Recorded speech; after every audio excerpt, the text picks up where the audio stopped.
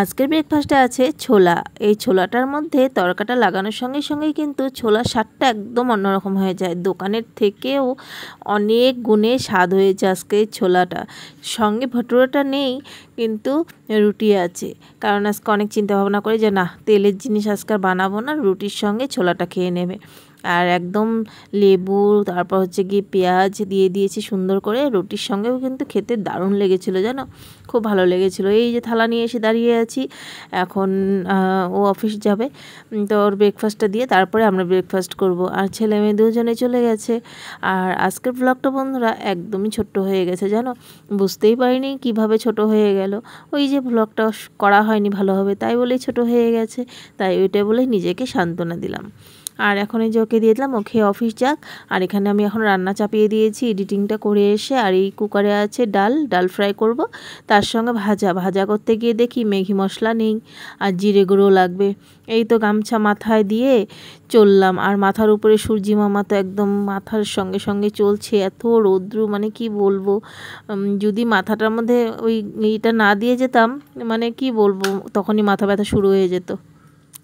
আর পাড়ার মধ্যেই তো দোকানটা, এই কারণে এতটা ঝামেলা নেই। যখন টুকটাক কিছু একদম সঙ্গে সঙ্গে দরকার, রান্নার সঙ্গে সঙ্গে ঘরে যা ড্রেস পরা থাকে ওটা পরেই যাওয়া যায়, কোনো অসুবিধা হয় না।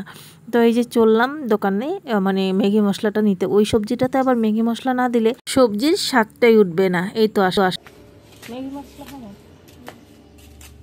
दो दे दीजिए और जीरा पाउडर 2 दे दीजिए।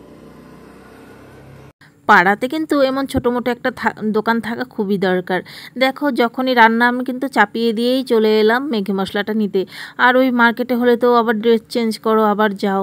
তো এই জন্যই আর কি পাড়ার মধ্যে একটা ছোটো মোটো দোকান হওয়া খুবই দরকার। যখন একদম সমস্যা পড়ে যায় সঙ্গে সঙ্গে এসে নিয়ে যাও।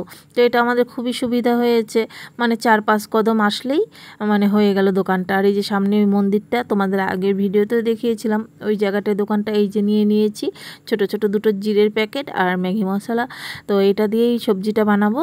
ওই সবজিটা তোমাদের আগেও বলেছি খুব ভালো লাগে, বাচ্চারাও এই ম্যাগি মশলা দিলে খুব সুন্দর করে খেয়ে নেয় ওই সবজি। আর রৌদ্র মানে কি বলবো, সব জায়গাতে খুব রৌদ্র, বৃষ্টি টিষ্টি কিচ্ছুই নেই কতদিন হলো। আর এখানে দেখো, এই যে তোমাদেরকে দেখাচ্ছি ম্যাগি মশলা আর জিরে পাউডারটা। বেশি একটা কিন্তু দূরে না, 2-3 বাড়ি পরেই কিন্তু ওই দোকানটা। এই যে দেখো চলে এলাম, ওই যে আমরা যেই বাড়িতে থাকি ভাড়া, ওই বাড়িটা। এই যে এটা। আর সামনে একটা নালা গেছে, এখান দিয়ে যখন খুব বৃষ্টি হয় খুব জল যায়, জলটার ভীষণ সাউন্ড হয়। এই যে এখন গেট দিয়ে ঢুকে যাই রান্নাঘরে, দেখি সবজি। এই তো সবজি হয়েই এসছে।